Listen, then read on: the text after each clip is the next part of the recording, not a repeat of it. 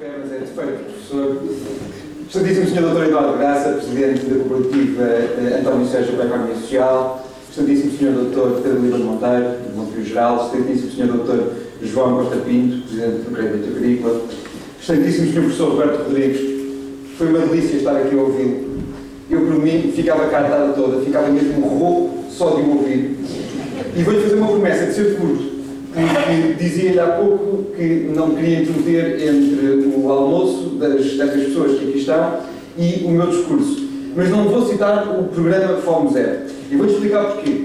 Eu, a semana passada, tive a oportunidade de estar em Lisboa com o Presidente Lula da Silva, o Luís Inácio Lula da Silva, e ele dizia que, quando fez o programa Fome Zero, a grande crítica que foi feita a esse programa foi de ser assistencialista.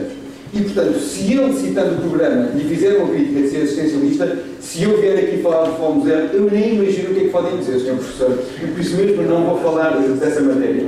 Sr. Dr. Pedro do Carmo, Implementação do ICE, Dr. João Vieira Lopes, da Confederação de Comércio Portuguesa, Dr. Ramalheiro, das Mutualidades, acima de tudo, minhas senhoras e meus senhores. Deixem-me, em primeiro lugar, enaltecer a importância do trabalho que a Cooperativa António Sérgio para a Economia Social tem vindo a desempenhar. O Governo reconhece exatamente a importância desta estrutura, mas também, já agora, enaltecer a importância do tema destas conferências ao longo desta semana. E queria-vos dar também os parabéns por tão ilustre painel de oradores que durante estes 5 dias focaram os vários aspectos relacionados com a economia social. É verdade, tal como diz o mote destas conferências, que só conhecendo o presente podemos confiar no futuro. Eu diria até mais, só conhecendo o presente podemos construir confiantes o futuro. E é também nessa divisa que o Governo está instado neste momento a agir. E como é sabido, eu tenho referido várias vezes, o Governo está particularmente atento à importância da economia social e é com ela, com o também chamado terceiro setor, que se tencionamos construir o futuro. Esta importância é, aliás, acrescida numa sociedade que atravessa uma crise económica, uma crise social e até uma crise relativa aos seus valores essenciais. E é por isso mesmo desejável encorajar todas as formas de solidariedade particular e voluntária. Gera-se economia de recursos e promove-se a humanização da proteção social. O professor Roberto Rodrigues, há pouco, encontrou uma expressão que eu achei muito curiosa, quando ele falava da junção, na casa das cooperativas, mas que pode ser extensiva a toda a economia social, entre matéria e espírito. E ele não disse isto, mas quase que chegou a dizer que, nesse sentido, a economia social é muitas vezes um clube de poetas vivos. E é exatamente essa noção, é exatamente essa dimensão que eu hoje aqui também gostava de deixar. Uma economia mais competitiva e um Estado mais eficaz são perfeitamente compatíveis com uma sociedade mais solidária. Terá sido Leclerc, em 1848, que terá batizado a economia social, desconhecendo talvez a importância que esta expressão viria a assumir no futuro. Terá sido também ele, e repare-se na precocidade deste pensamento, que terá construído uma das bases do que hoje nós chamamos a responsabilidade social das empresas, ao alertar para, e eu vou citar, o bem-estar social não terminasse no pagamento dos salários dos seus empregados. Fim de citação. E a verdade é mesmo essa. Só todos juntos, o Governo, o setor público, as cooperativas, as misericórdias, as mutualidades, as associações, as IPSS, o setor privado, conseguiremos vencer o desafio que nos apresenta, ao mesmo tempo que reforçamos a economia social e o espírito solidário de cada um. Para já, um primeiro passo, o da diferenciação, já está a ser dado. O setor social é diferente do privado. O setor social é diferente do público. Tem uma identidade própria. Já o dizia uma pessoa que trabalhou muito nesta área e que, infelizmente, há muito pouco tempo nos deixou.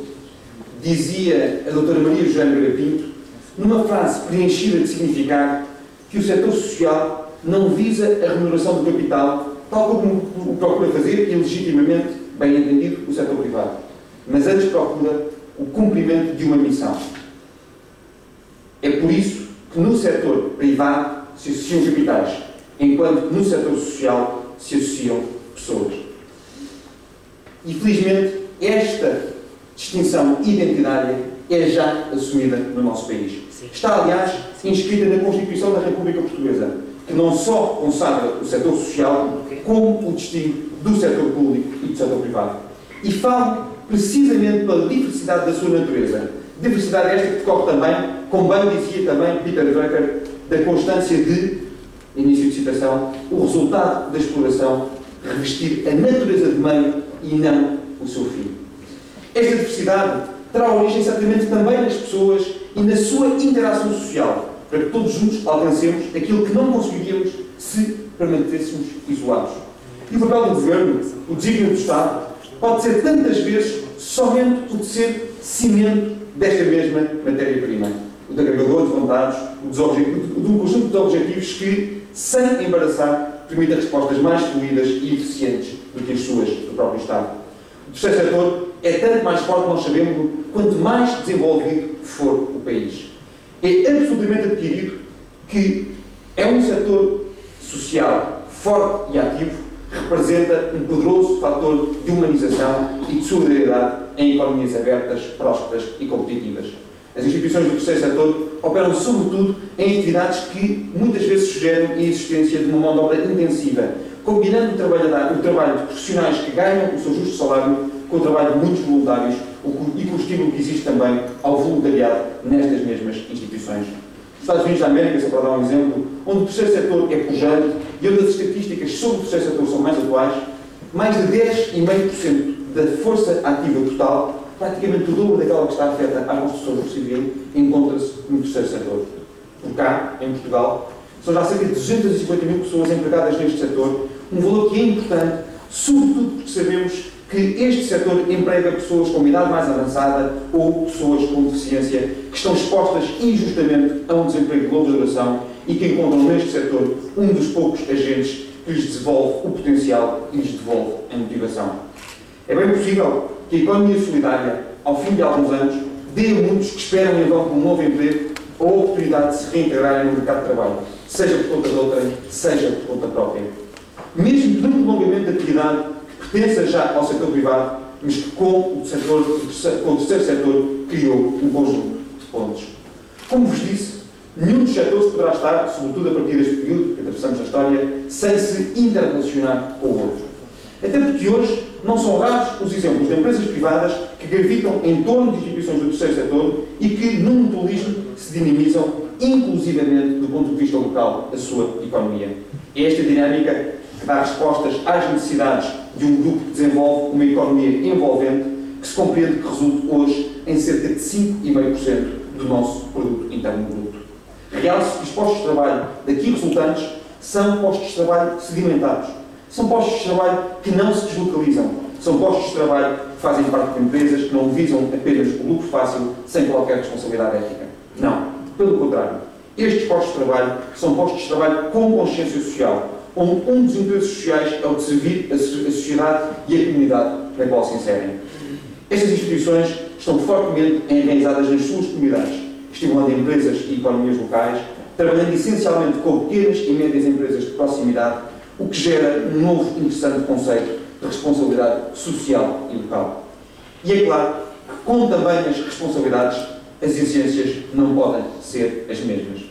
As organizações de economia social, sejam elas cooperativas, mutualidades, IPSS, misericórdias, têm hoje uma resposta diferente, mais profissional a dar. Exige-lhes, todos nós, enquanto comunidade, lhes exigimos mais, porque elas também reconhecemos tanto. E é reconhecendo isso que hoje gostava de aproveitar esta oportunidade para anunciar que também no âmbito do Programa de Emergência Social iremos, por via do POPH, disponibilizar a criação de um programa para a formação dos dirigentes das instituições da economia social. Não podemos dizer apenas que reconhecemos a qualidade das instituições sociais sem que a promovamos, apoiemos e estimulemos a sua continuação. A valorização destas instituições é para nós fundamental pelas diversas mais-valias que nelas encontramos. O facto destas instituições não visarem a extinção de lucros não pode levar a que não se apliquem regras de boa e sã gestão. Importa, por isso, promover as capacidades de gestão e de inovação destas entidades, sendo que um dos aspectos que devemos apoiar, enquanto principal fator de regresso à modernização económica, é a qualificação do capital humano, tal como tem vindo a ser feito para as micro, pequenas e médias empresas.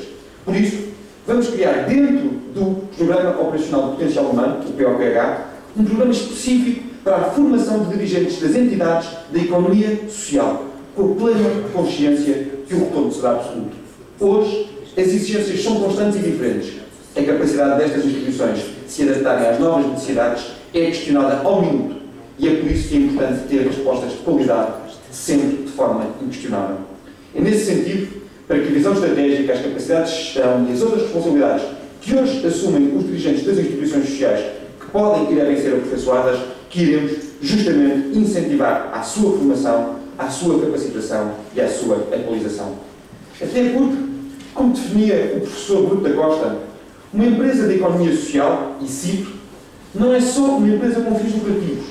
O lucro é o resultado natural de uma boa gestão, mas não é a finalidade principal e muito menos a única.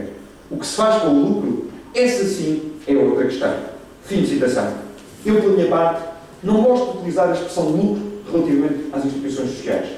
Mas querer que as instituições sociais obtenham resultados operacionais positivos, resultados esses que sejam aplicados para os fins da própria instituição, isso sim é sinal de uma boa gestão e é para isso que todos nós temos de trabalhar. E assim sendo, temos que acompanhar os tempos e preparar os nossos dirigentes da melhor forma possível, com uma visão de futuro e com uma visão de sustentabilidade deste mesmo setor e destas mesmas instituições. Inclusive, Portugal é hoje, infelizmente, um país dispar entre o seu interior e o seu litoral, entre os grandes centros urbanos e as zonas mais rurais. As instituições sociais têm um contributo inestimável no combate a essa mesma assimetria. Nestas zonas rurais e interiores, o papel da economia social é determinante. No interior do país, por regra, o setor social é o maior empregador, ou pelo menos o segundo maior empregador, logo a seguir ao Estado. Mas não é só por isso que importa apostar no terceiro setor. A economia social é a pedra basilar da sustentabilidade do sistema e da solidariedade internacional que lhe está adjacente. Por um lado, cria muitas das respostas de apoios aos novos casais e à educação das suas crianças, dando assim um contributo importante para as políticas de natalidade. Por outro, é no setor social que encontramos grande parte das respostas para o acompanhamento dos cidadãos mais idosos. Do ponto de vista do terceiro setor, este dado sociológico constitui um grande desafio, porque os idosos são um setor muito vulnerável da nossa sociedade. Uma política de fomento à economia social deve entender que a reserva de solidariedade está prioritariamente relacionada com a atividade do setor mais sénior, cujo capital de experiência pode e deve ser aproveitado. E é por isso que nós queremos mudar o paradigma da relação entre o Estado e as instituições sociais. Queremos que seja uma relação de parceria, uma relação de confiança, uma relação de subsidiariedade. E não queremos que seja muitas vezes uma relação de desconfiança, uma relação muitas vezes de tutela e mesmo muitas vezes uma relação de centralismo. Bonita a expressão do professor Roberto Rodrigues, quando dizia que o Estado e as instituições, ele falava sobre as cooperativas, mas nós podemos dizer que as instituições deviam ter uma relação de irmãos, de irmandade. É por todas estas razões que acreditamos que só conhecendo o presente e só reconhecendo quem nele trabalha melhor, podemos, deixem-me que repita o mote destas conferências, conhecer o presente e construir o futuro. Muito obrigado.